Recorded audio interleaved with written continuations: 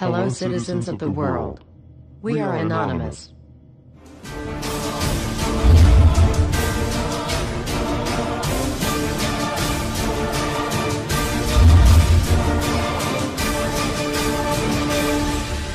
Guess what, world?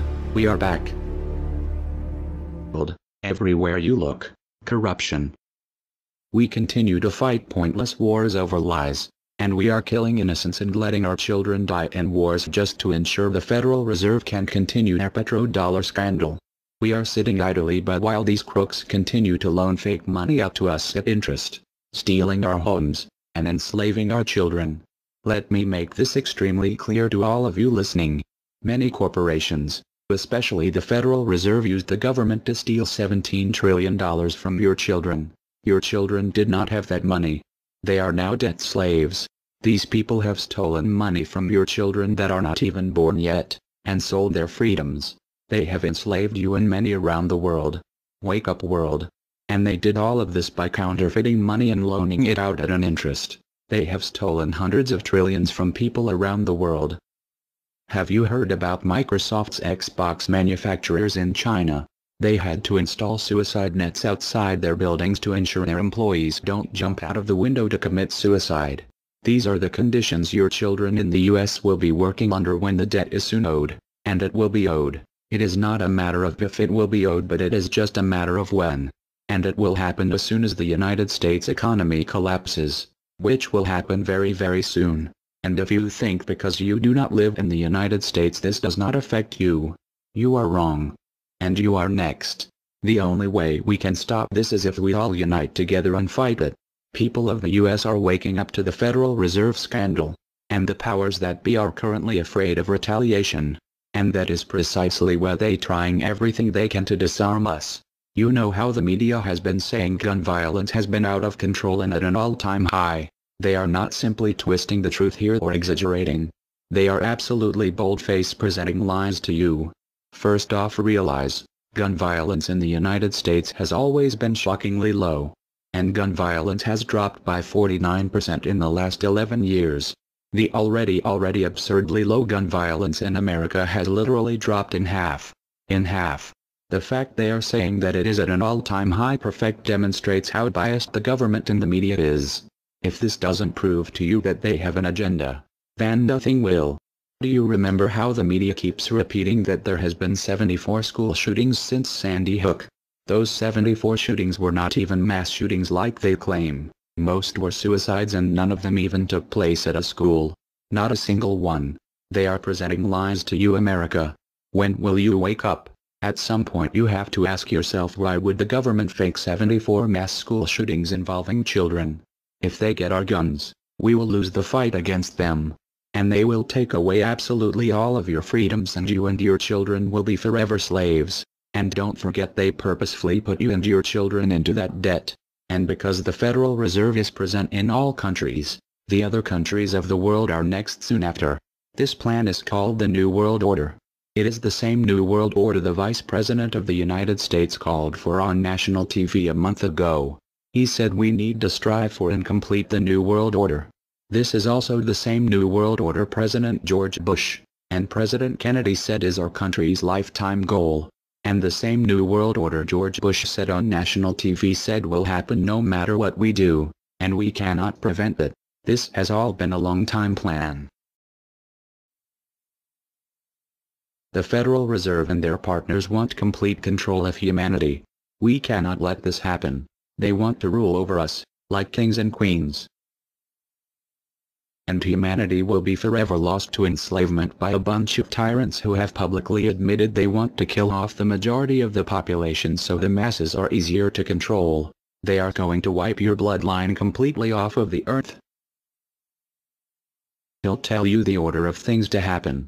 The enslavement will follow immediately after guns are taken away and you cannot fight back. If they cannot get the guns before the economic collapse, then they will wait until the economy collapses. When the economy collapses, people will be starving. There will be looters and shootings. The government will insist on taking guns away to help, and as soon as the guns are taken away, then we will fall into a complete dictatorship. Do not fall for it. Remember, They are the ones who caused the economic collapse to begin with. This is the same tactic used on Germans and it worked. So expect it. As soon as the economy collapsed and the masses were starving, the German government asked the people to give up their rights and they listened. And then eventually the government was throwing the naked masses into giant burning hot ovens for mass execution. Do not give up your rights. Do not give up your guns. Fight back, as they were the ones who caused the problem. Just so you know, the people who are behind this Federal Reserve scam and New World Order are the same ones who funded Hitler's campaign.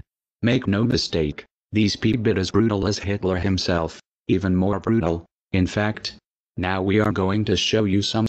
Assuming America grows some balls and we win, we will need an overall plan. We have come up with a perfect plan. This plan offers extraordinary possibilities. It will make for the most beautiful and free world you can ever imagine. If we are successful, we can leave a much better for our children. A beautiful world. Watch every minute of the rest of the video. Do not skip a single bit of it, as it is all important. If this one video gets out and can change the world, this is your opportunity to make a difference. Please share this video. What you want with it, get paid for the views. We don't care. Just get the message out there for the world to see. Now sit back and relax, enjoy the movie.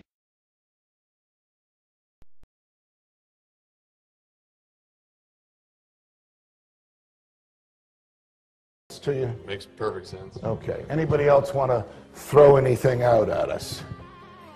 Sir? I think you're an anarchist and you don't know it yet.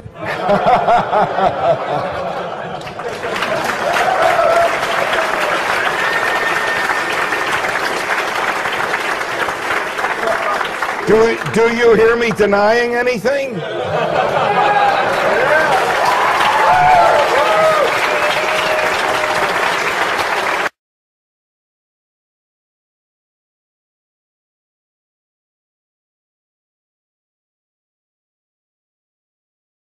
Many people, when they hear the word anarchy, think of chaos and mayhem.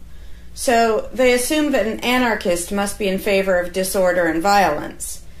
That is the complete opposite of the truth. Most objections and complaints about the anarchist or voluntarist philosophy are not actually about the philosophy itself, but result from people misunderstanding what the philosophy is all about. To illustrate a few points, we will use the example of two fictional islands. Authoritania, where there is a ruling class or government, and Anarchia, where there is no ruling class of any kind. We will use these islands to examine several common misconceptions about anarchism. Lots of people think anarchy means every man for himself, or survival of the fittest, or the absence of any social cooperation or organization. They think that anarchy means everyone has to be self-sufficient. This comes from the false assumption that some kind of government is necessary for any organization to occur. Whether it's part of a republic, a democracy, a kingdom, or a dictatorship, a ruling class issues orders called laws and punishes anyone who disobeys them. That is not cooperation. That's domination. It's one group forcing its will on another. Authoritarianism can be used to force people into organized patterns, but that does not mean that people are incapable of organizing their activities without being forced. The most productive and useful examples of organization that we see today are anarchistic in nature. No one was forced to build the grocery store you go to. No one was forced to produce or sell anything in it. Everyone involved in the vastly complex operation of growing your food, transporting it, displaying it in the store, and selling it to you, everyone involved participates voluntarily, working in exchange for money. You and all the other store customers choose freely which store to go to and what to spend your money on.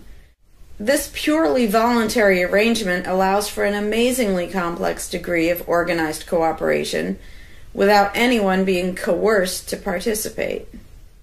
In contrast, under government, a very small group of people comes up with an idea and forces everyone else to participate in it and provide for its funding with tax dollars.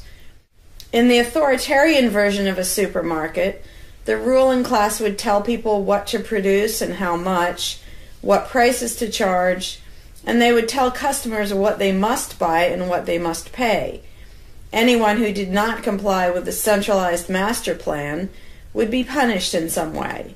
That is how government does things. Which one of these would you prefer? Another common but incorrect assumption is that if there were no ruling class or no government, people would have no way of defending themselves against common criminals or foreign invaders. Again, this is simply not true. The government version of protection is inherently hypocritical. Governments will use their hired law enforcers to find and lock up some of the private thugs and thieves and prevent them from preying on people. But every ruling class gets the money for its operations by way of taxation, demanding money from its subjects and punishing those who don't pay up. Oddly, every ruling class insists that it needs to be able to forcibly control and extort money from people in this way in order to protect them from private criminals who might try to forcibly control and extort them. In contrast, if there is no government, people do not lose their inherent right to defend themselves from violence or to defend what they have from those who would take it.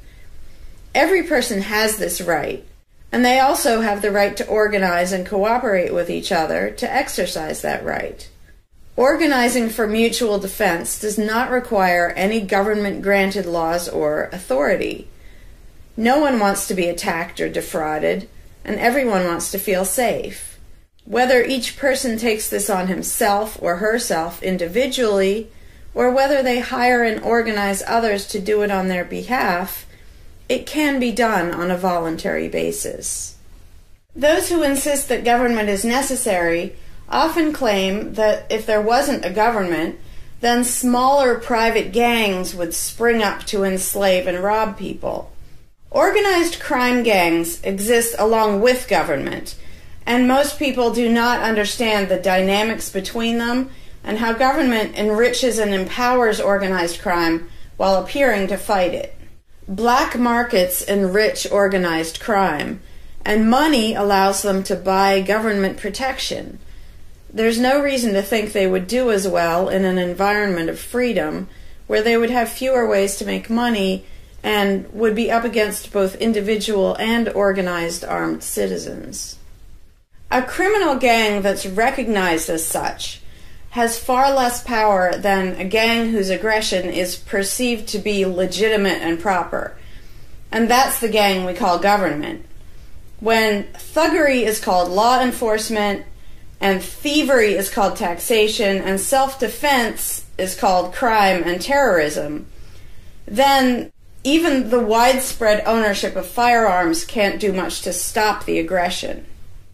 Imagine a private gang trying to do the things that government does without the aura of authority, and imagine how a well-armed population would respond to this. The gang would fail quickly and dramatically. Another concern that people have when they first consider the idea of a stateless society is that some people are truly malicious, destructive, and sociopathic. The concern is that these people would be free to do anything they wanted and no one would stop them. But this concern is again based on a basic misunderstanding of human nature. Wherever we have a government ruling class, we still have freelance thieves and thugs who are not deterred by the laws of the politicians. In some instances, they're stopped by force by the police, or they decide not to commit a crime for fear of what the police might do to them. What makes this deterrence work is not the legislation or the official badges, but the simple threat of harm to the sociopath. It really makes no difference whether the threat comes from the police, or another citizen, or even another criminal. A sociopath doesn't care about laws or social rules. He cares about avoiding pain and hardship for himself. This is still true when a government ruling class is not involved at all. If the intended target of a would-be carjacker pulls out a gun, it doesn't make any difference to the carjacker whether that person has a badge or whether there's a law against taking people's cars. Discouraging nasty people from hurting others does not require special authority, only the ability to use defensive force. Ironically, though people hope that government will protect them, having a government, a gang which is believed to have the right to tax and control people, just creates one gang so big and powerful that normal people can't resist it. In short, to create a huge gang and then give it societal permission to control and extort people with the hope that this gang will prevent theft and thuggery is simply a self-contradictory idea, but that's what government always is. Some people might assume that if people organize for mutual protection and defense, then that's what government is. But there's an essential difference. People coming together to do something that everyone has the right to do, such as defend yourself, doesn't require any special authority. It's not government unless one group of people claims the right to do things which others do not have the right to do, such as taxing and controlling innocent people. Organized defense can be very effective without supposing the special right to rule over others. In other words, without being government. In contrast, governments rob the people they rule of far more wealth than private crooks could ever manage, making the idea of a protector government ridiculous. Another common objection to the idea of a stateless society is the notion that, if not for a group of lawmakers telling the rest of us how to behave, we would all behave like stupid, irresponsible, violent animals. This claim implies one of two things. Either we normal people have no idea what is right and wrong unless and until politicians tell us, or the only reason we want to do the right thing and coexist peacefully is because politicians told us to. A quick examination of your own motivations will show you that neither of those things is actually true. It's particularly odd to make this argument in a society where politicians are voted into power. If the people themselves have no moral code and no conscience, and are just stupid, violent animals, why does almost everyone want government to keep the peace and protect the innocent? Would a population of vicious, heartless, evil people try to elect good people to keep the evil people in line? Obviously not. The goodness and the desire for order and peace comes from us, not from the lawmakers we vote into office. The same holds true of everything that government does. If people are so short-sighted and selfish that they can't be trusted to voluntarily organize and raise money for whatever they deem important, then how can those same people be trusted to decide who should be in power? The implication is that the average person can't be trusted to run his own life, but can be trusted to choose someone to run other people's lives. Government is really not a civilizing influence. It's actually an uncivilizing influence. People who would never personally rob their neighbors constantly use the government to do it for them by way of taxation. People who would never dream of trying to control minute details of their neighbors' lives think it's just fine to vote for politicians to do it instead. Government gives everyone the opportunity and encouragement to rob and control other people without risk. So government, rather than serving as a check against the imperfections of our nature, instead drastically amplifies our greed, irresponsibility, and malice towards other human beings by giving us a legally acceptable and risk-free way to interfere with the lives and choices of our fellow men and women. Government brings out the criminal and busybody in everyone. In contrast, in the absence of a ruling class, people would lose their ability to ask lawmakers to interfere with their neighbors' lives. And we would not have law enforcers who could avoid responsibility for evil deeds by claiming that they were just following orders. Throughout history, far more theft, assault, oppression, and even murder has been committed by those acting on behalf of a supposed authority than by anybody else. Even basically good people, when they believe in government, will condone things or do things which they know would be wrong if they did them on their own. Most people know that theft and assault are bad, but they imagine that controlling their neighbors and forcing them to spend their money on things they don't want is perfectly moral and legitimate when it's done by way of the political process. Wrong becomes right when it's called taxation, legislation, regulation, and war. Anarchists know better. They know that human society will never be perfect, but it would be a whole lot better if evil deeds were committed only by genuinely nasty, sociopathic people, rather than being committed wholesale by basically good people who think that violent aggression is okay when it's called law enforcement. The fundamental principle of voluntarism is very simple.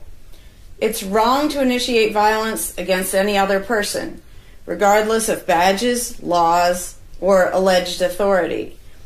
The only time the use of force is justified is to defend against aggression. Almost everyone understands this on a personal level, but they've been taught that this basic rule of social living does not apply in the game of politics and government. Most people already know how to get along with others, and most people want a peaceful and just society. Our morality doesn't come from politicians making laws. Our ability to organize and cooperate doesn't come from the ruling class. When people escape the belief in government, they don't suddenly turn into violent animals. Our inherent right to defend ourselves and our ability to defend ourselves is not served by government. In fact, it's threatened by government more than by anything else. Ruling classes do not produce peaceful coexistence, but rather perpetual conflict and violence. Our belief in government authority takes our compassion, virtue, and good intentions and turns them into power for people who crave power and riches.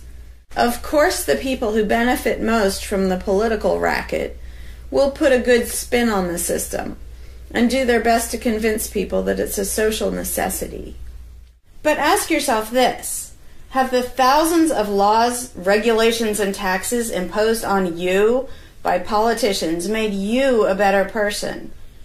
Have they made you more productive or more caring? Is the world better off with the politicians taking your money and telling you how to live your life? Or do you think it might have been better off if you'd been allowed to spend your own money and make your own decisions? Is society really best served by a small class of people forcefully imposing a centralized master plan on everyone else? Can the orders and threats of a ruling class make the world what it should be? Or would society be better served by human freedom and respect for individual rights, by voluntary cooperation and peaceful organization? If this second option sounds better to you, maybe you should learn more about anarchism. Some people dismiss anarchism as a utopian idea that would only work if everyone were generous and compassionate. Obviously, everyone is not generous and compassionate all the time, but these people need to look at the other side of the coin. If people are too stupid, greedy, and malicious to be free, aren't they too stupid, greedy, and malicious to be trusted with power over others? Whether people are inherently good, bad, or some of each, giving a person power over others is not going to make that person better. In fact, power has historically been known to corrupt people and make them worse, whereas the discipline imposed by the equal freedom of everyone else brings out the best in human nature. Most people today think that we need some form of government because they mistakenly believe that obedience to authority makes us all more civilized, moral, and peaceful. In reality, it has always done exactly the opposite. Everyone knows that governments can be corrupt, abusive, inefficient, counterproductive, even tyrannical. But most people assume that the way to fix that is to get the right people into power. People have spent centuries trying to create a good society using different kinds of ruling classes, different legal structures, different ways of choosing the rulers, and so on. But every governmental construction has resulted in freedom and riches for some, and oppression, violence, and poverty for others. What if, instead of deciding what the throne should look like and who should sit on it, all people of goodwill embraced the non-aggression principle? What if, instead of looking to a ruling class to impose our values on society, we embraced the concept of self-ownership? These principles are simple and easy, to the point of being self-evident, but they're diametrically opposed to the authoritarian principles that most of us have been indoctrinated with. Anarchism does not mean chaos and violence, or every man for himself. Having no government does not mean having no morality, no organization, and no cooperation. Simply put, anarchism does mean that no one is your master and no one is your slave. And that's all it means. Howdy, Larken Rose here. I'm feeling slightly less than entirely patient and polite today, so if this video gets slightly caustic, too bad.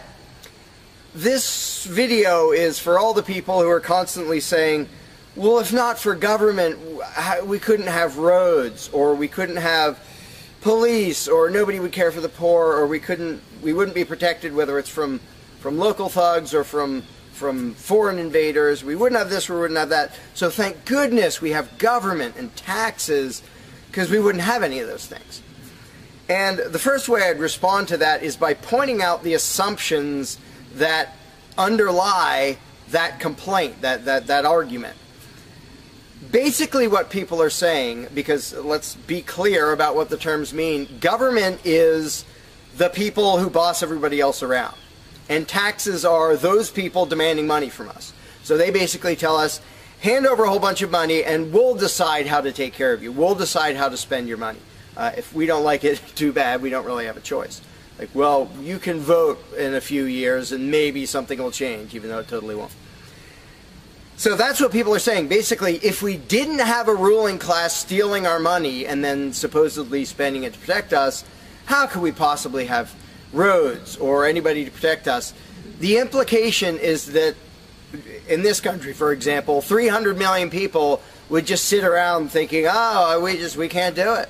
Without politicians and tax collectors, we can't have a road, we can't protect each other, and we can't... And it rests on this bizarre assumption that things that almost everybody wants, they wouldn't do anything to make happen unless there were politicians forcing us to give them money so they can make it happen. And so an example I like to use is, let's apply the same argument to food, because food is pretty darn important. I think everybody can agree. Let's apply the same argument that statists use about the roads or caring for the poor or protection or anything like that. The argument would go like this. Now, in the context of food, listen how idiotic this is. If we don't have government demanding money from all of us under the threat of caging us, and that's what taxation is, here's the money you have to give us, here's the nasty things we do to you if you don't.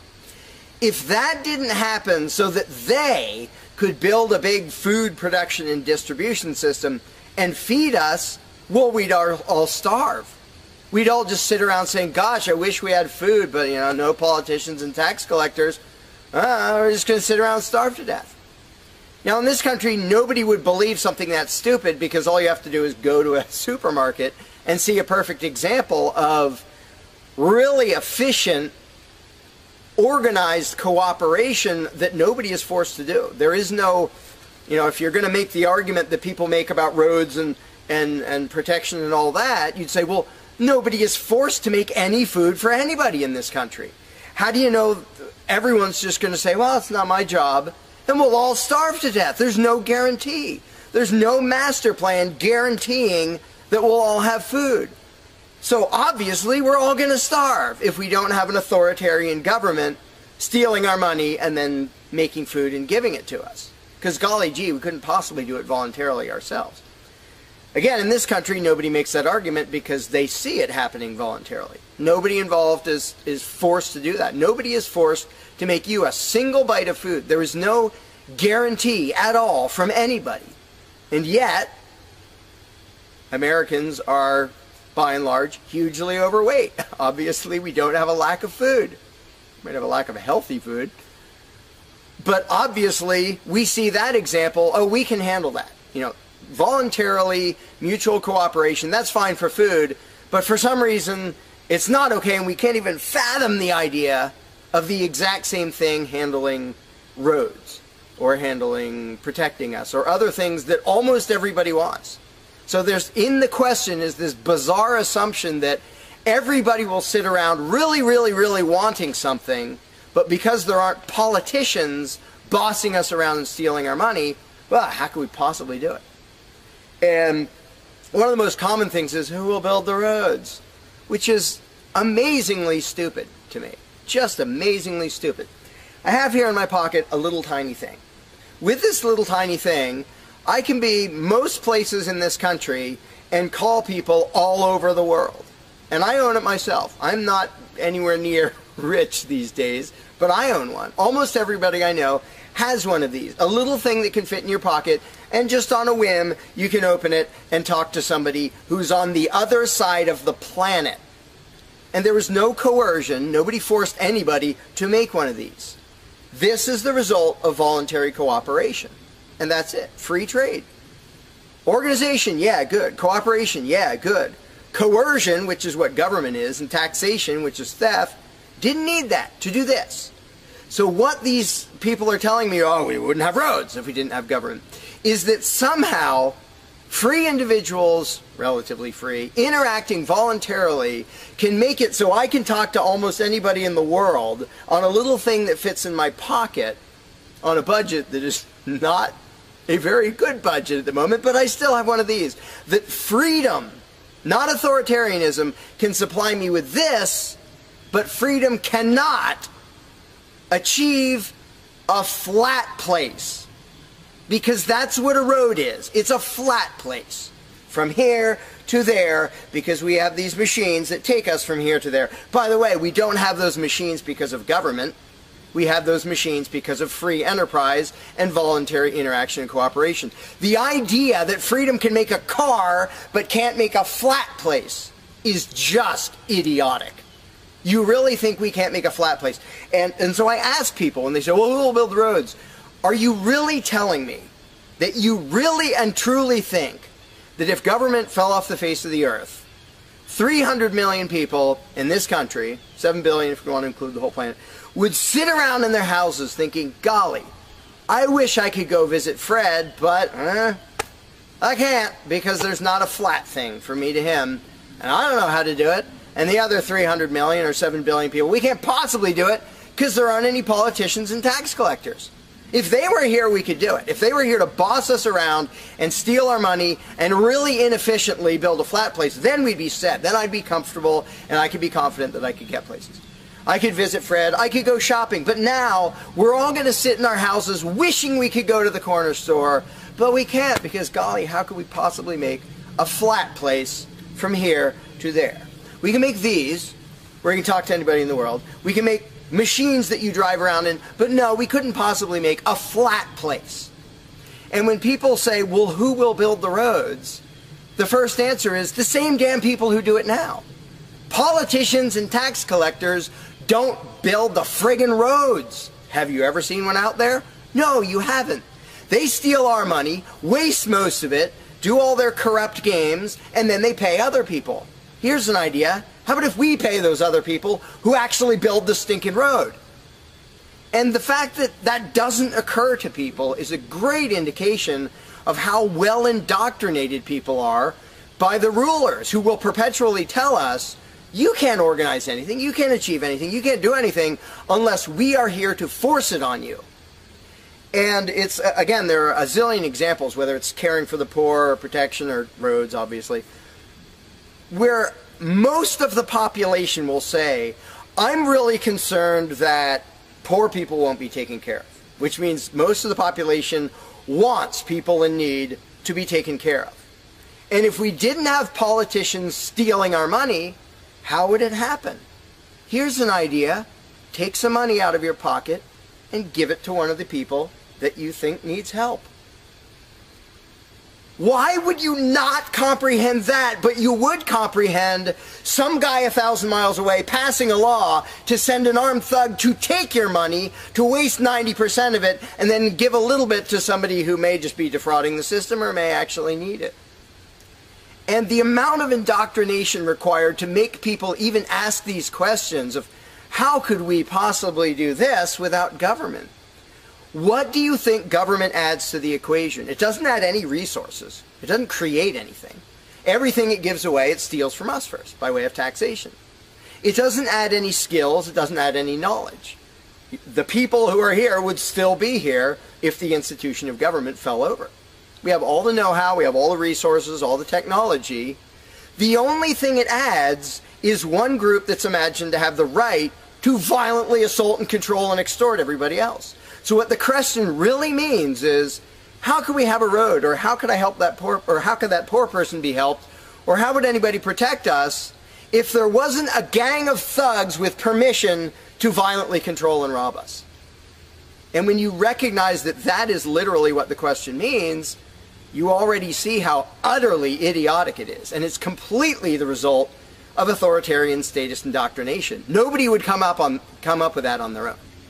And you obviously don't see that with the example of food or cars or cell phones or anything else. Nobody says, we won't be able to talk to each other unless there's a gang of thugs that's allowed to boss us around and steal our money. And just economically, how stupid do you have to be to think that's a good idea? Here are your choices. Let's do this.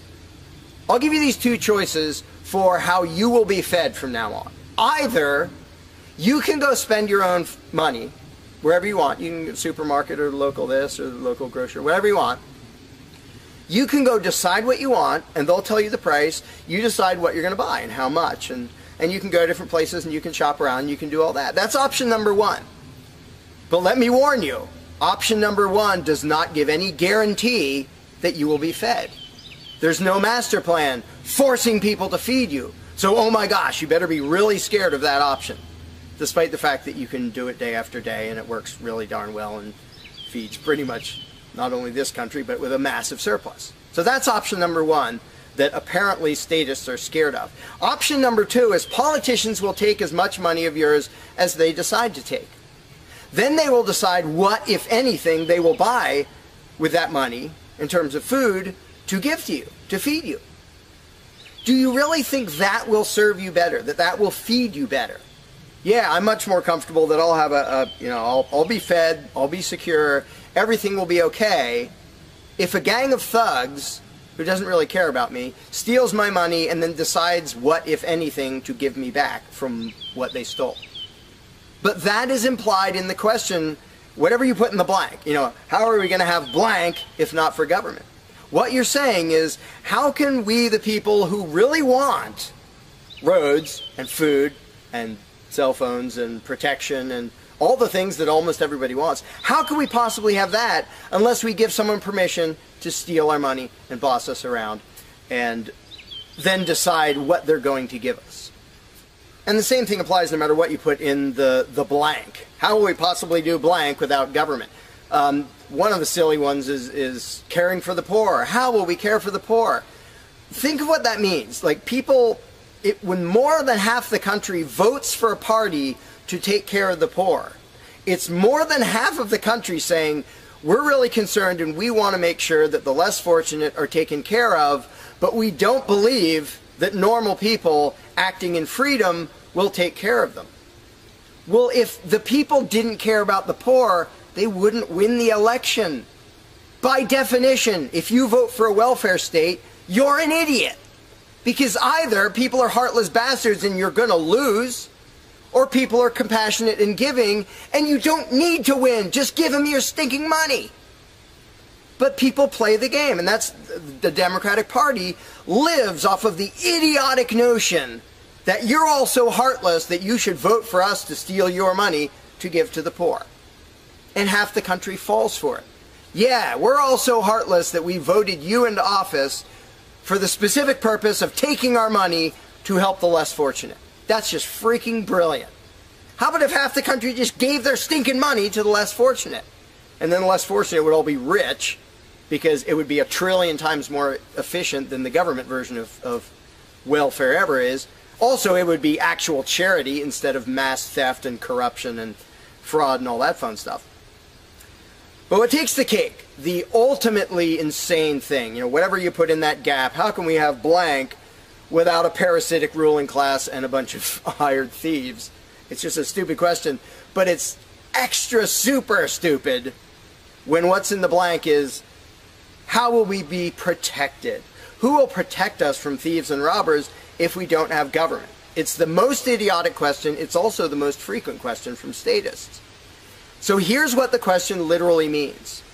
If we don't give a certain gang of people permission to violently control us and take our money under threat of putting us in a cage, who will protect us from people who might commit aggression against us and take our money?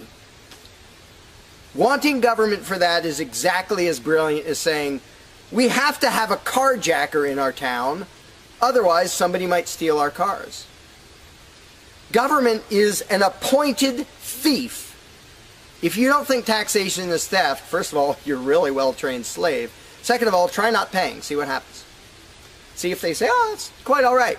Or if they say, no, you're going to pay, or we're going to take your stuff, or eventually we'll put you in a cage. And when people say, that's not theft, because we get something back. Learn to think. And I use this example all the time, and all I ever get is stupid looks from statists in response. If I robbed you at gunpoint of $100, and the next day I gave you a sandwich, and you said, what? I said, hey, now everything's fine, because you benefited. I gave you a service. I gave you lunch, so that retroactively makes it okay that I robbed you at gunpoint. Would you buy that argument? No, you'd say, that doesn't make it okay. I don't care you gave me a sandwich. And yet every statist makes the exact same argument when it comes to government. Well, we get some stuff for it after they demand our money under threat of violence and putting us in a cage. Then we get services or goods. We don't get what we asked for, and we get lots of things we didn't ask for. But we kind of get something, and that retroactively makes it okay for them to say, give us this much of every paycheck you make, or we're sending men with guns to take your property. And the slaves justify their own enslavement. I'm proud to pay my taxes. I'm proud to get robbed by a parasitic ruling class and get a little bit back and feel good about it. Like, not only is that legitimate and justified, but I feel proud that I let myself get robbed by a bunch of crooks and parasites. But again, the ultimate thing is protection. When people say, who will protect us from aggressors and thugs and thieves if we don't have a government? Even though what government is, by its very nature, is a gang of aggressors and thugs and thieves. They issue commands. Every law they pass is a command backed by a threat of violence. You have to do this. You're not allowed to do that. Here are the nasty things we will do to you if you get caught disobeying. I mean, everybody knows that, even though they don't usually say it in terms that blunt and honest and accurate. But to say we need taxes to be protected is as stupid as you can get. It's saying we need theft to avoid theft. And the fact that people are trained to use different words so that this theft sounds okay. It's legalized, it's taxation, and we voted for the people who robbed us. Like, we got to elect our local carjacker, and that means he represents us when he demands our car and points a gun in our face. He's serving us as he steals our car, because he's going to use that car and sell it and make money to make sure nobody else steals our car. That is the essence of government. And the fact that you have hundreds of millions of victims of that scam vehemently defending it and saying, I'm not going to give that up. I don't want to give up government. Who would protect us? I don't want to give up the biggest aggressor on the planet, the biggest thief on the planet. Look at your tax bill and see how much private crooks steal from you. So before you ask that question, before you ask, how could we possibly have roads or protection or water or air or Christmas or Santa Claus or any of the zillion things that statists imagine we can't possibly have without a ruling class, think about what the question actually means.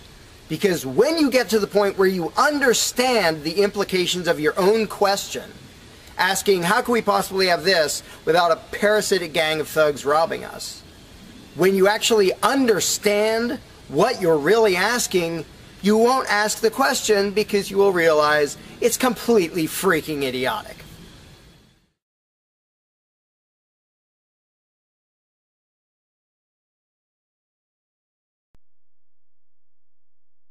Hey, Larken Rose here. One of the first things that people are concerned about when they start thinking about a society without a ruling class is, well, what happens to the nasty people? Whether you're talking about people who are just kind of negligent or inconsiderate, play their music too loud at night or leave their trash lying around the woods or whatever it is, all the way up to people who run around attacking and murdering people. So people say, well, what would happen to them? What would we do about that? Some people even go so far as to say, if not for government, there would be nothing to stop people from committing murder and doing whatever other nasty stuff. And it's funny because when somebody says that, there would be no consequences, they could do whatever they wanted and nobody would stop them, the person saying that is implying that he isn't going to do anything. If there's someone running around attacking and murdering innocent people, the guy who said nothing will happen to them, obviously he's not going to do anything or something would happen to them. But not only is he demonstrating his own cowardice when he said there would be nothing to stop murderers, he's also projecting his own immaturity and irresponsibility onto the rest of the world, because he's also saying the other 7 billion people wouldn't do anything about it, which obviously isn't true. I would, wouldn't you? If somebody was running around murdering your neighbors, would you just go, well, there aren't politicians and there's nobody with a badge and we don't have tax collectors and bureaucrats, so oh well, I guess they're just out of luck, they're going to get murdered. And would you not even protect yourself if there wasn't government? Obviously, lots and lots of people, all the sane people, would do whatever they could to protect themselves and defend the innocent. So to say nothing would happen is just really bizarre. And it comes from having a mentality basically of a little kid in a classroom, where the teacher walks out of the room and the kids are just sitting there. We don't know what to do. No authority's telling us what to do. And Johnny's throwing things at me. And there's no teacher to stop him. Ah! Because most people, having been trained into authoritarian mentality, it never occurs to them that they are the ones who should fix anything, who should stop anything. And so when people say, well, what would be done about this and that and the other thing, nasty people doing nasty things, the first thing I ask is, well, what would you do about it? Because people are so into the mentality that there has to be some master plan and some authority who writes down the law of here is what will be done with those people, that people don't think in terms of, well, what would I do about it? Which is why I always ask people, well, what would you do about it? You're a person just as much as me and just as much as the other 7 billion. What would you feel justified in doing if somebody was polluting or playing their music too loud at night or running around murdering people or whatever in between you can think of? Any nasty thing, what would you feel justified in doing about it? Because there's a very basic rule of being a moral human being, which is if it would be wrong for you to do something, don't ask anybody else to do it. And the rule is so simple, so self-evident and obvious that most people will go, well, duh, of course. Trouble is, nobody in the world who believes in government abides by that rule. Nobody. I don't care if you're a constitutionalist, Democrat, Republican, fascist, communist, anything, any kind of statist. There is nobody who believes in government who abides by the most basic rule of morality, which is if it's wrong for you to do something, don't ask somebody else to do it. Because every single candidate, every party, every government always does things that the voters know they themselves have no right to do. And to say something like, well, I'm voting for the guy who's going to tax you less. Well, do you have the right to rob me a little bit less than the other guy? No, you don't. So telling me that, well, somebody was going to rob you more, but I voted for the guy to rob you a little bit less, you are still violating the basic rule of being a human being. If it's wrong for you, don't ask somebody else to do it. Well, that's kind of the second basic rule, the first one being the non-aggression principle. And they actually go together quite well. But when people are in the mindset that there's going to be some major centralized plan to deal with whatever, polluters or people who play their music too loud or murderers or whatever else, they have to get out of that mindset. They have to start to think that maybe they are among the people who have to do something about it. So instead of saying, what will be done about such and such, well, what will you do about it? What should I do about it? And this doesn't magically make all the problems go away, but the actual practical challenge of dealing with most disputes is trivial compared to the challenge of getting people to think like responsible adults, where they start to think, well, maybe it's up to me. And a while back I did little events called Escaping the Myth, and one of the little mental exercises I did with these little groups of people is, imagine we're on an island and we're it. There's no government, there's no authority, there's nobody with a badge, and one of us is running around stealing stuff from other people. He's not killing anybody, but he's stealing stuff. What are we going to do about it? We normal people. There's not a legislature, there's not 911 to call, there's nobody with a badge, it's just people. And so with that specific example, I would ask people, so what do we do? And just off the top of their heads, everybody comes up with solutions that are way better than what government ever does. First of all, every government solution is, all right, step one, I get to rob everybody. That's the government solution. Well, we're going to tax everybody so we have the resources to stop that other robber. Well, in the island scenario, nobody is stupid enough or insane enough to start with that, to say, well, let's see, so somebody's stealing our stuff. Okay, first, I get to rob all of you so that I have the resources to protect you from him. Nobody is that insane. Everybody is insane enough to believe that who believes in government. And I did for many years.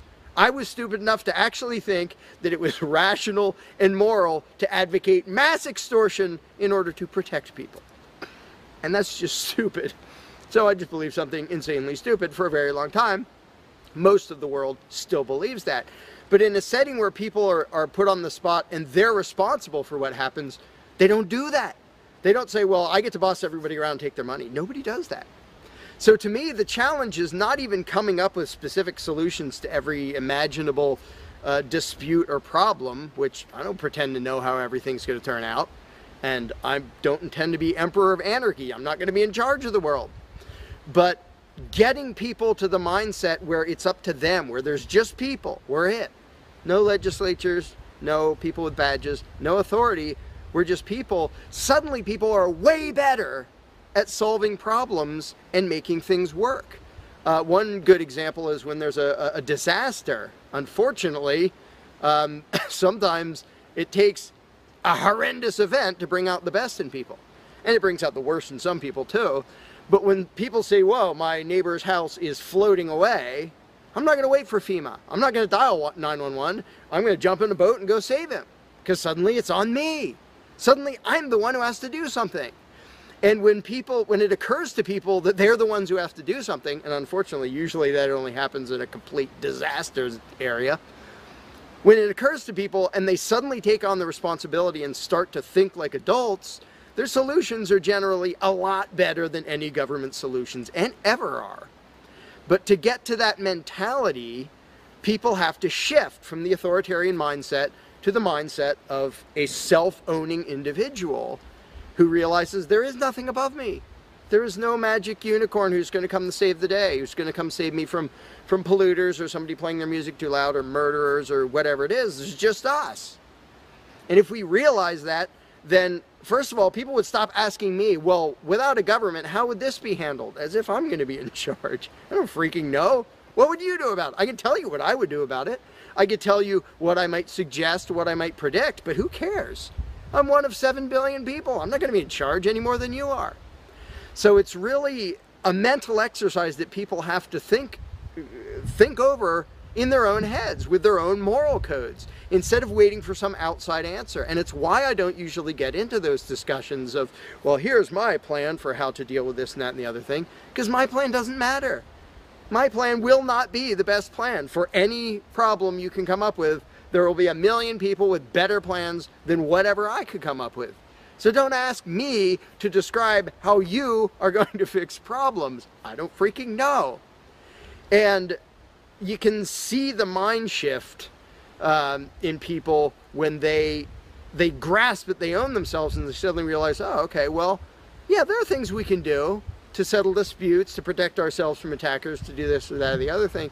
But the first step is just grow up. Stop thinking it's somebody else's business to make the world work. Well, how will the poor be cared for? I don't know. What are you going to do?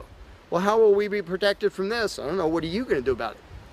And it is inconvenient. It's inconvenient to be a free person where you can't just be a kid in a classroom whining to the teacher to save the day and fix everything and make everything work, where you actually have to be a responsible adult. And that's one of the main reasons why people like the belief in authority, because then they can live with the lie that all they have to do is obey and do as they're told and everything will be okay. First of all, no, it won't be okay. Second of all, you're not even being a human being. You just threw your free will out the window and became somebody's slave in the hopes that that would help humanity. It doesn't help humanity for you to be a slave. It doesn't help humanity for everybody else to be a slave.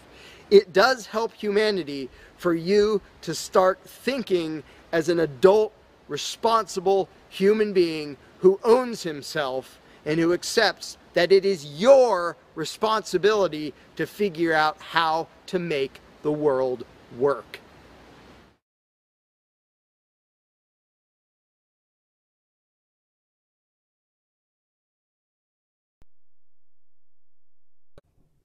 Hi everybody, it's Stefan Molyneux from Free Domain Radio. I hope that you're doing well. This is a little presentation entitled The Proof for Anarchy. It's sort of embarrassing how long it took me to come up with this as a thesis, but we will look on the bright side and hope that it holds or stands. This is more details from an argument in the free book, Everyday Anarchy, available at freedomainradio.com in ebook or audiobook format. So, Anarchy, the proof. Well, there's a core anarchist claim, or the core anarchist claim, is that a central coercive monopoly, a state, a government, is not required for criminal sanctions, punishment of criminals, violent crime, and so on, for the provision of public goods, of roads and pollution controls and so on, and for contract enforcement. Furthermore, using a state to solve these problems is both counterproductive and immoral. Now, fairly simple argument. Why has it made so little headroads or headway among educated and civilized debaters? Well, there's a real challenge. Two main challenges, I would say.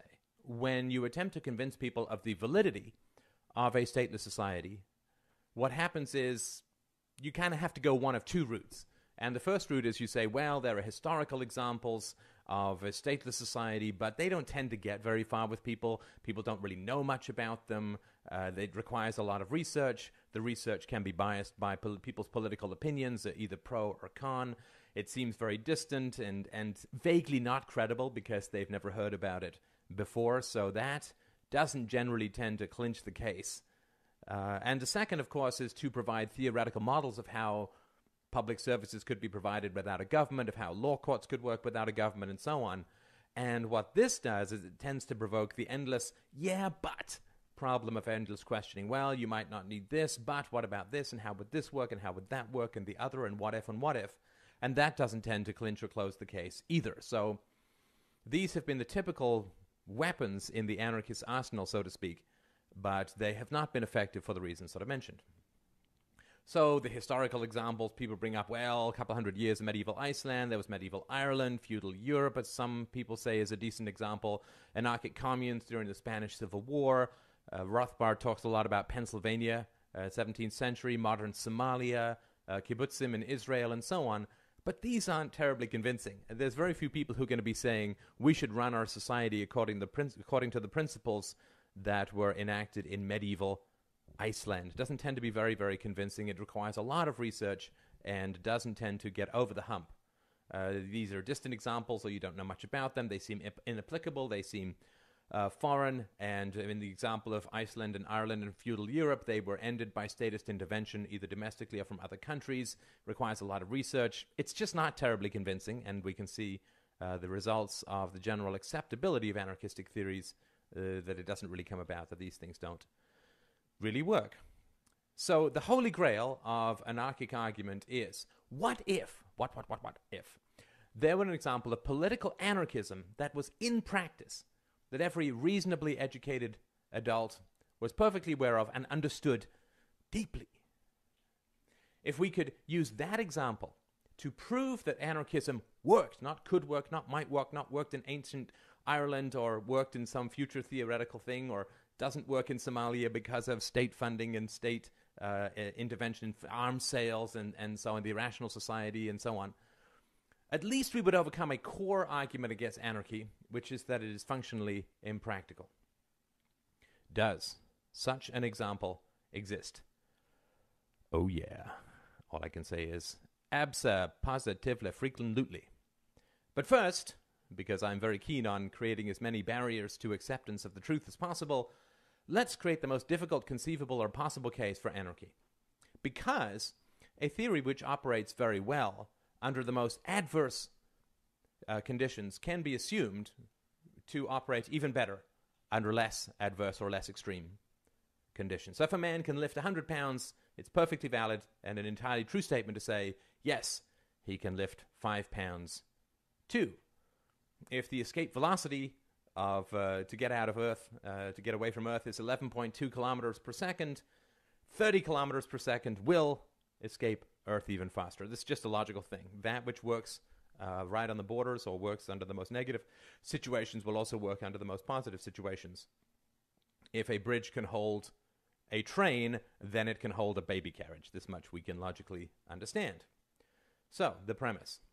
If, my friends, we can find an example of a highly functional form of anarchism that operates under the most adverse conceivable conditions, and as a benefit which is familiar to people as well, then the theory of anarchism can be considered more than possible, more than theoretical. It's proven.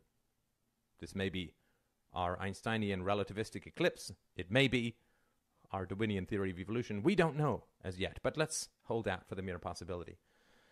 Furthermore, if this example is commonly understood by just about everyone, then the last remaining theoretical barrier to the practicality of anarchism will come down.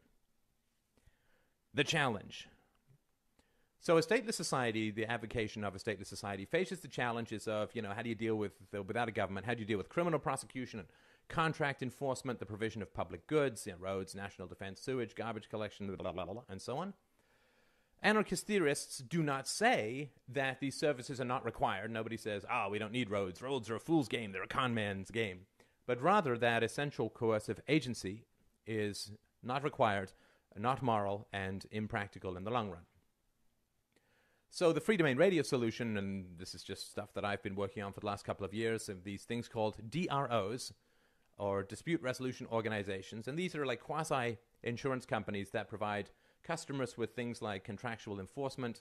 And this is not necessarily if you're doing business with someone in Taiwan or Jupiter, but rather contractual enforcement with issues you may have with your landlord or with your school or whatever. Protection from criminal victimization, collective defense if necessary, and the public goods argument does not require the existence of a state. It doesn't justify it. You can have roads without. In fact, roads were invented long before the state came along and so on. So really, we're just going to focus on the contractual enforcement, protection from criminals, and collective defense. So here's a totally minor example. This covers virtually nothing, but it's just a way of looking at it. If you and I enter into a business arrangement for $100,000, let's say, we can choose a mutually acceptable DRO to provide restitution if one of us fails to adhere to the contract. If I fail to adhere to the contract, the DRO will pay you for your relevant losses and then will come after me to pay restitution, or would have me pay you directly.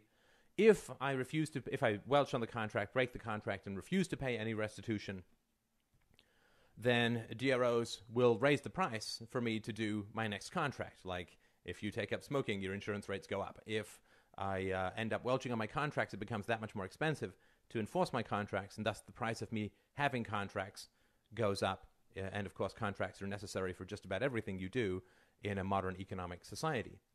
I mean, and if I piss off every DRO on the planet and nobody wants to do business with me, or raise my rates so high that it becomes impractical, which wouldn't actually be that high to begin with, then I just can't, until I make good, until I provide restitution to the people whose costs I've incurred by welching on my contracts, I simply can't participate. I can't rent a room. I can't I can't buy groceries. I can't have a bank account. I can't use an ATM. I just can't participate until I deal with this. All non-violent ways of dealing with things like contract enforcement. Property crime, again, this is a total massive sprint through. There's lots to this, and you can listen to the first podcast or look at freedomain.blogspot.com starting from the bottom up for more on this in terms of how it could handle things like pollution controls and so on.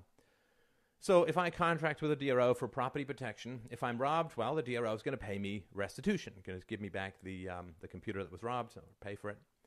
If the DRO can identify the criminal, it's going to require him to pay restitution instead. If he doesn't, then DROs are going to share names with other DROs. This already happens with insurance companies. And these other DROs will refuse to enforce his contracts until he makes good on that which he stole. So he can't buy groceries, can't use a bank, can't get on a bus, can't take a cab. He's just going to find himself increasingly hampered in his participation in civil society. And people say, well, yes, but what if he decides to go off the grid as far as the DRO system goes? Well, of course, people can do that. It's still very hard to function. But people can do that in a state of society anyway. Nobody can catch you if you go off the grid, fundamentally. So a DRO system's not perfect, but it's a vast improvement over what we already have. And if the guy's broke, he can pay off the restitution through garnished wages or whatever. So violent crime, so I could, and probably would, sign with my DRO, maybe a variety of them or maybe a one-stop shop. Restitution for rape, assaults, and so on. So, and they won't punish self-defense. So if I am getting attacked and I defend myself, they won't sanction me. So if a man is assaulted, his DRO pays him restitution and then pursues his assaulter to recover the costs. Either the assaulter pays the costs or is driven out of the society through ostracism, and there are tons of historical examples of this, just in case you're interested. And anyone who deals with the criminal is going to face sanctions from the DRO system as a whole. So this can be a really closed ranks kind of situation. Everybody's going to rely, at least for some period of time in their life, maybe after 20 years, the DRO just, you can do that with insurance companies, right? After you've paid for a certain amount, you're just insured for free because you paid off the costs of your whole lifetime. Same thing with DROs. After you've been in the DRO system for maybe 15 years or whatever, everything else is just free because obviously you're not going to do that just to shaft someone in some contract down the road. But if you are unproductive for people to do business with, DRO is going to kind of close ranks and make sure that you're not around. That having been said, if someone can make money out of enforcing your contracts, that person will find a way to do it. So it's not a totally closed rank monopolistic system. But if people can't find a way to make money out of enforcing your contracts, they just won't, in which case you're going to be enormously crippled in any kind of economic life. And all of this is achieved through ostracism, through the sharing of information, through non-contracting with people. It's totally non-violent. Again, I'm not saying this is going to be convincing to anyone who's totally against the theory, but it's just a possibility of how it could work. As far as collective defense goes, well, collective defense costs very little in a free society. It's a basic fact of history that no nuclear-armed country has ever been invaded because the retaliatory possibilities are just too big. It only takes a few dozen nuclear warheads to deter invasion of any particular geographical region. Cost of defending that, a couple of nukes, a couple of bucks a year, maybe. So that's just not a big enough issue or cost or price that that would be a barrier to collective defense. So when you put these ideas forward, what happens is these endless objections come up. Well, what if, a DRO grows to become a government, gets rid of all other DROs, or a DRO just picks someone to badmouth, or what if the DROs themselves don't follow their own contracts? And of course, there's endless checks and balances that are invented by the free market. So I'm not going to go into those objections here because we all know them, we've all thought of them, and so on. However, let's go even further and try and cripple this theory as much as humanly possible. And if we can find an example where it works even though it's crippled, then we know that it works in a free society even better. So if we can find an example of an anarchic theory working well in practice despite every conceivable obstacle we could throw in its path, the practicality of anarchism is proven. So let's say that I put forward this proposed anarchic DRO system, and you could call this any number of names, just the one that I happen to use. Now, I say, okay, well, I want to get rid of the government, and I want a DRO system, but no contract can ever be written down. No contract can ever be enforced in any legal or coercive or ostracism manner whatsoever. No information can ever be shared at all. And a super DRO monopoly already exists, and it's going to kidnap and imprison anyone found to be participating in any of these super secret quote, non-contracts, and hundreds of thousands of people are constantly sniffing around and will be well paid for revealing these secret non-contracts. That is about the most absurd and ludicrous hobbling of any kind of anarchic, voluntaristic theory of contract enforcement and so on. If I put that forward, do you think it would work? Do you think that this system, you can't write down contracts, you can't enforce them, you can't share information, and you get thrown in jail for even coming up with these contracts, and tons of people are constantly sniffing around and will be highly paid for finding these secret non-contracts? Do you think that would work? If you say no, then you're totally wrong. Sorry, not my fault.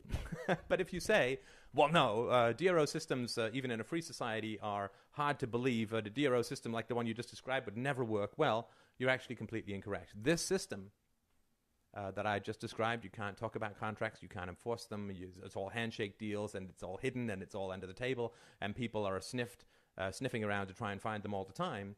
Well, this system, shockingly, works almost perfectly. This system is all around you. The system works all over the world. The system has worked for thousands of years in hundreds of countries. What, you ask me, what system is this? What red pill am I offering you, perhaps not even orally? The anarchic system that you live in. This system is hard to see, well, at least it was for me, because it is so well camouflaged. This anarchic system is the state itself. Indeed. Well, the thesis. The state, the government, is the best conceivable example of a functional anarchic system, because it functions almost entirely on the spontaneous enforcement of rules without central coercion, without using violence. The process. Special interest groups give money to political candidates in return for political favors after the election. These, quote, contracts can never be written down, are completely non-enforceable, are illegal, can never be discussed openly, and are a real scoop for the media if the media discovers them, and function almost flawlessly all over the world and all throughout history. A state of anarchy. Democratic governments function on anarchic principles.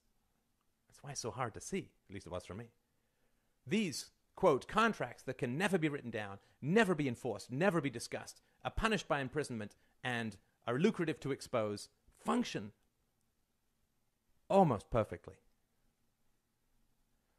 The state runs on, quote, contracts that can never be enforced by the state, and are in fact violently opposed by the state. Thus the government, the state itself,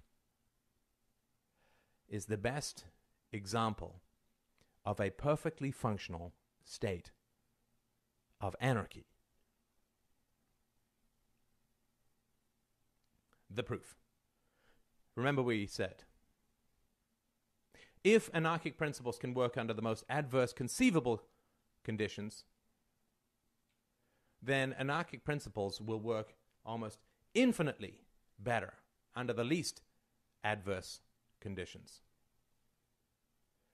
If a man can lift 100 pounds, we know for certain that he can lift 5 pounds. If anarchy can work in the state, if the state functions because anarchy works, then we know for certain that anarchy can work without the state, and far better too. The example we gave of crippled anarchy, the existing state system, is the man lifting 500 pounds. We get rid of the state. It's that much better. You can openly discuss these contracts. You can publish them. They're objective. They're enforceable through overt means. Nobody cares if they're discovered because they're open and they're public and they're not illegal. This is a trippy idea. You might want to watch this again. At least it was for me. If this is the proof, I think it is the proof, then this is all that we need to make the case, because we are already embedded in a perfectly functioning, though highly crippled anarchic system. And if we remove the crippling nature and aspect of secrecy, subterraneanness, handshakes, non-enforceability, things will only function almost infinitely or enormously better. Thank you so much for watching. You, as a free, beautiful, independent human being with inalienable rights, own yourself. As a result, you can do what you want with your own body and own the product of your labor. The implication is that it is morally wrong to initiate force against someone else or their property, because to do so is to violate their rights. Therefore, all human interactions should be free of force, fraud, and coercion, and people should be free to exercise their rights, limited only by respect for the rights of others. When you learned don't hit and don't steal, it wasn't unless you work for the government. When you learned thou shalt not kill, it wasn't unless your dear leader gives you a gun and a uniform and a one-way ticket to the other side of the world. Government is force, an opinion with a gun, and force is a poor substitute for persuasion. Governments frighten us into thinking we need them, but with knowledge, philosophy, and technology, we are empowering ourselves and each other to have the courage to move past the paradigm of statism and restrain government to only moral uses of force, at least until we replace it with the cooperative, free market solutions that will soon render it obsolete.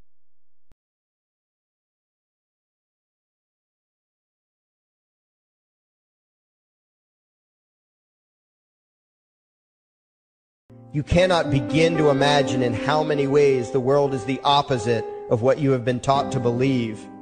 You see the guy who sells drugs to willing customers so he can feed his family as the scum of the earth, while you see the hypocrite who gives away stolen money in the name of government as a saint. You see the guy who tries to avoid being robbed by the federal thugs as a crook and a tax cheat, but see as virtuous the politician who gives away the same stolen loot to people to whom it does not belong. Go to your browser. You see the cop as a good guy when he drags a man away from his friends and family and throws him in prison for 10 years for smoking a leaf. And you see anyone who defends himself from such barbaric fascism as the lowest form of life, we now have a new YouTube channel. In reality, most drug dealers are more virtuous than any government social worker.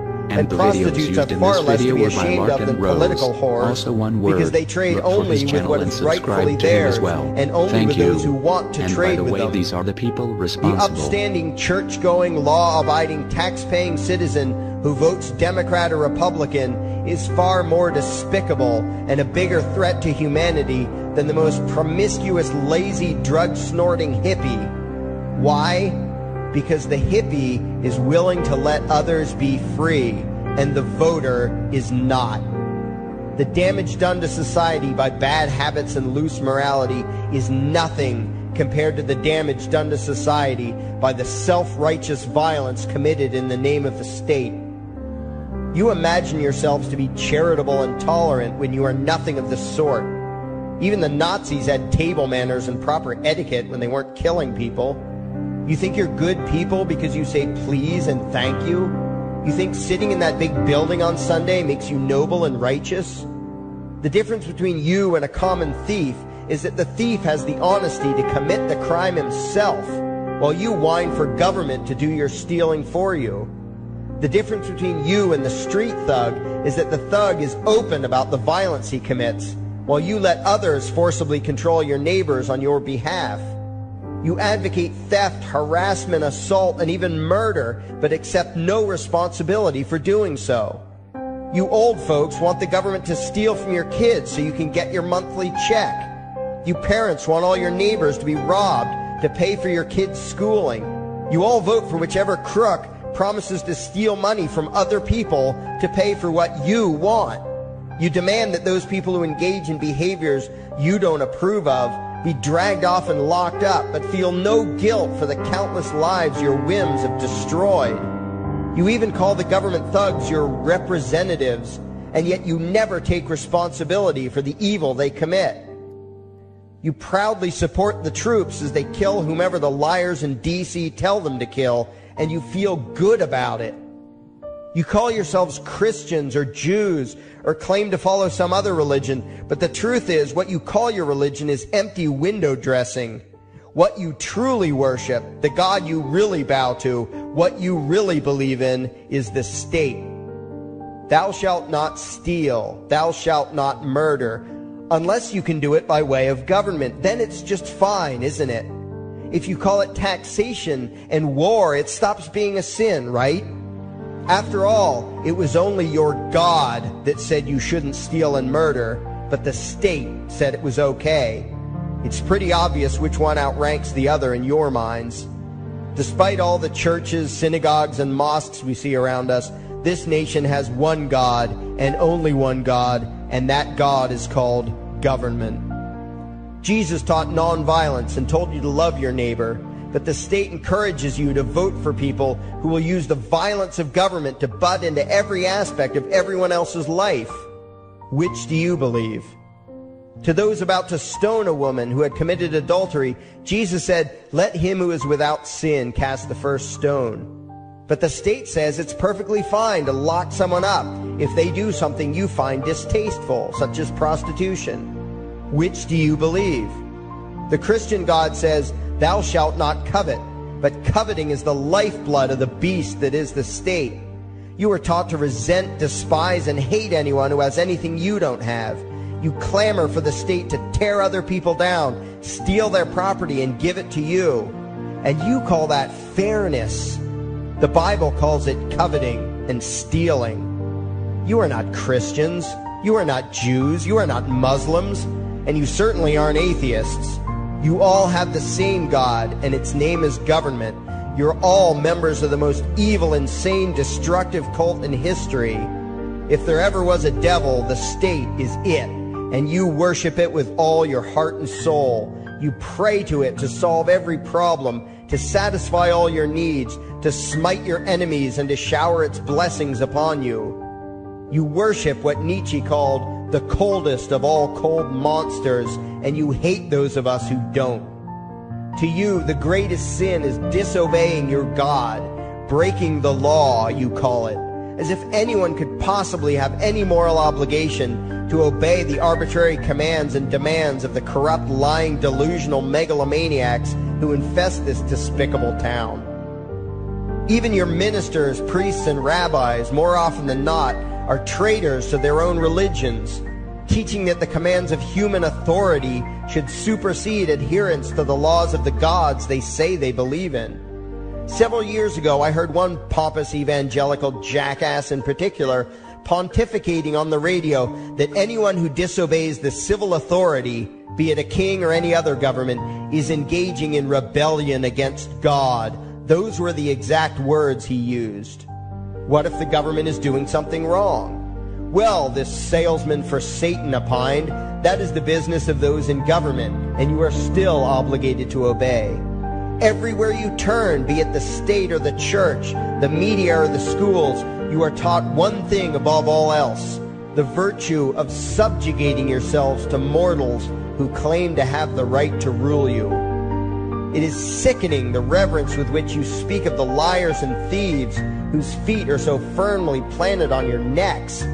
You call the congressmen and the judges honorable, and you swoon at the magnificence of the grandiose halls they inhabit, the temples they built to celebrate the domination of mankind. You feel pride at being able to say you once shook a senator's hand or saw the president in person. Ah, yes, the grand deity himself, His Royal Highness, the President of the United States of America. You speak the title as if you're referring to God Almighty.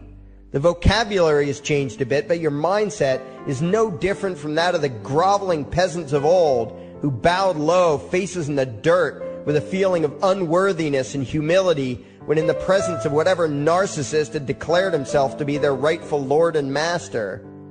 The truth of the matter, back then and today, is that these parasites who call themselves leaders are not superior beings. They are not great men and women.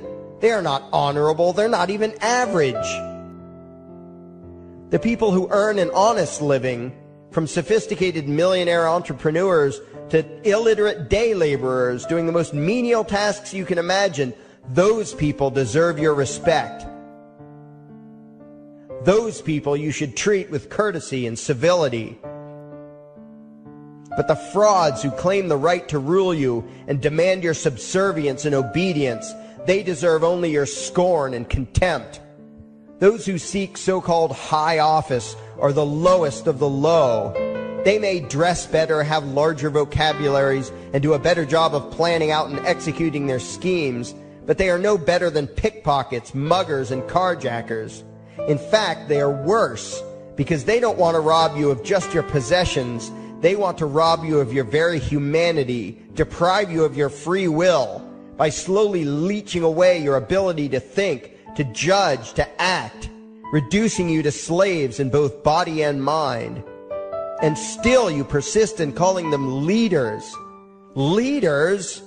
Where is it that you think you're going exactly that would require you to have a leader?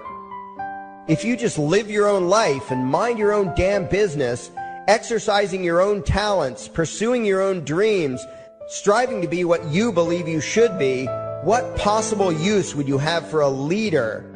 Do you ever actually think about the words that you hear, the words that you repeat? You parrot oxymoronic terms such as the leader of the free world, even pretending for a moment that there is some huge journey or some giant battle that everyone in the entire nation is undertaking together that would require a leader. Why would you ever think, even for a moment, that the crooks that infest this town are the sort of people you should listen to or emulate or follow anywhere?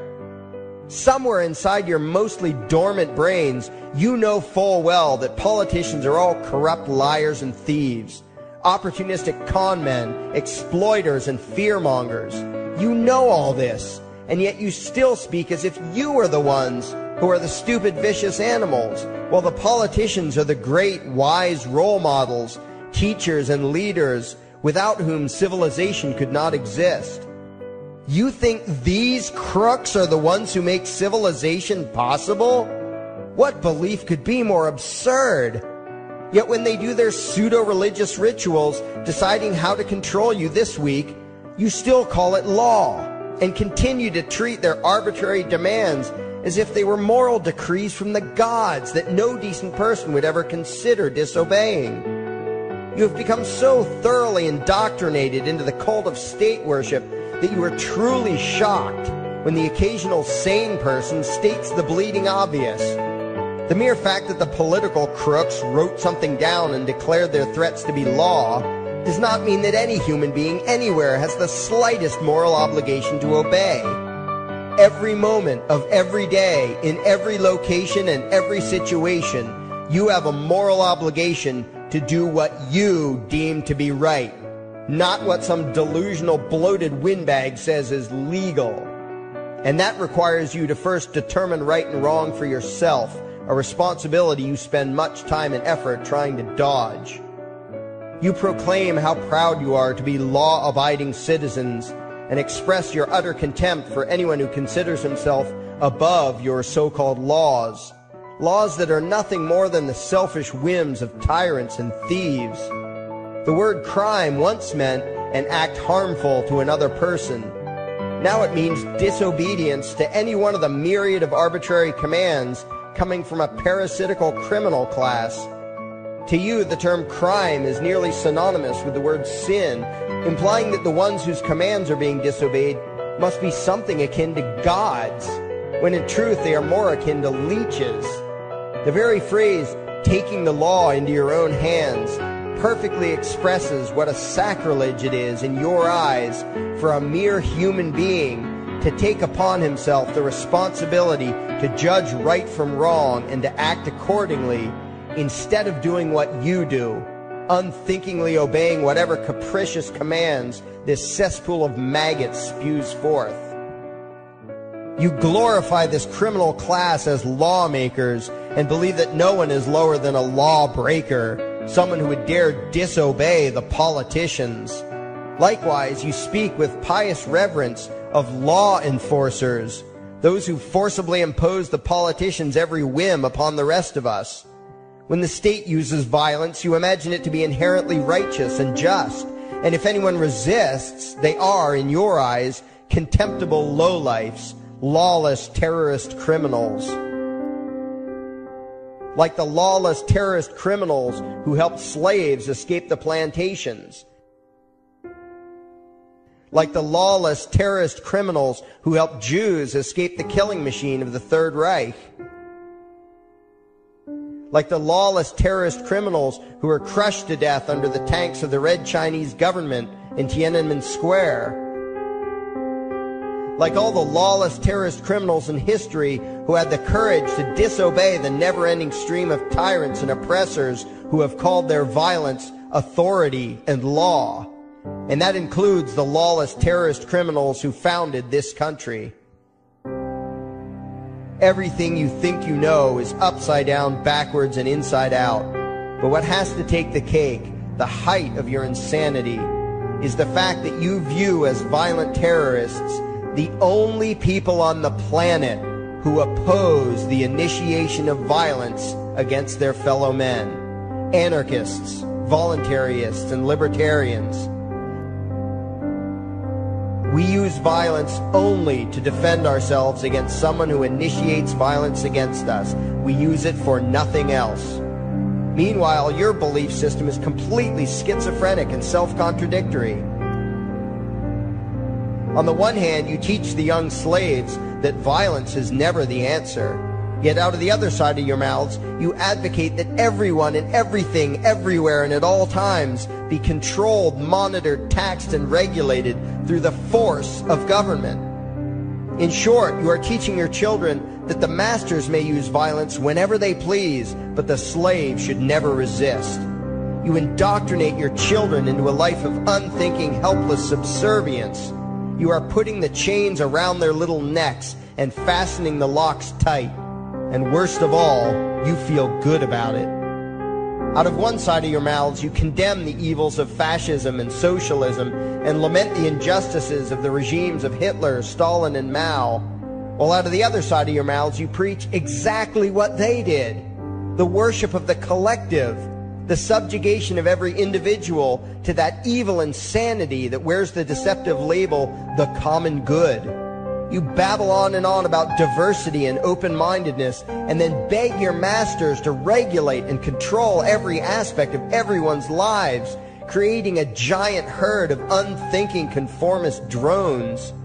You wear different clothes and have different hairstyles, and you think that makes you different. Yet all your minds are enslaved to the same club of masters and controllers. You think what they tell you to think, and do what they tell you to do, while imagining yourselves to be progressive, thinking, and enlightened. From your position of relative comfort and safety, you now condemn the evils of other lands and other times, while turning a blind eye to the injustices happening right in front of you. You tell yourself that, had you lived in those other places, in those other times, you would have been among those who stood up against oppression and defended the downtrodden. But that is a lie. You would have been right there with the rest of the flock of well-trained sheep, loudly demanding that the slaves be beaten, that the witches be burned, that the nonconformists and rebels be destroyed. How do I know this? Because that is exactly what you are doing today. Today's injustices and oppressions are fashionable and popular, and those who resist them, you tell yourselves, are just malcontents and freaks, people whose rights don't matter, people who deserve to be crushed under the boot of authority. Isn't that right? You bunch of spineless, unthinking hypocrites, look in the mirror. Take a good look at what you imagine to be righteous and kind. You are the devil's plaything. The crowds of thousands wildly applauding the speeches of Adolf Hitler, that was you. The mob demanding that Jesus Christ be nailed to the cross, that was you. The white invaders who celebrated the wholesale slaughter of those godless redskins, that was you. The throngs filling the Colosseum, applauding as the Christians were fed to the lions, that was you. Throughout history, the perpetual suffering and injustice occurring on an incomprehensible scale, it was all because of people just like you. The well-trained, thoroughly indoctrinated conformists, The people who do as they're told, who proudly bow to their masters, who follow the crowd, believing what everyone else believes and thinking whatever authority tells them to think. That is you. And your ignorance is not because the truth is not available to you. There have been radicals preaching it for thousands of years. No, you are ignorant because you shun the truth with all your heart and soul. You close your eyes and run away when a hint of reality lands in front of you. You condemn as extremists and fringe kooks those who try to show you the chains you wear because you don't want to be free. You don't even want to be human. Responsibility and reality scare the hell out of you, so you cling tightly to your own enslavement and lash out at any who seek to free you from it. When someone opens the door to your cage, you cower back in the corner and yell, "Close it, close it." Well, some of us are finished with trying to save you. We've wasted enough effort trying to convince you that you should be free. All you ever do is spout back what your masters have taught you, that being free only leads to chaos and destruction, while being obedient and subservient leads to peace and prosperity. There are none so blind as those who will not see. And you nation of sheep, would rather die than see the truth.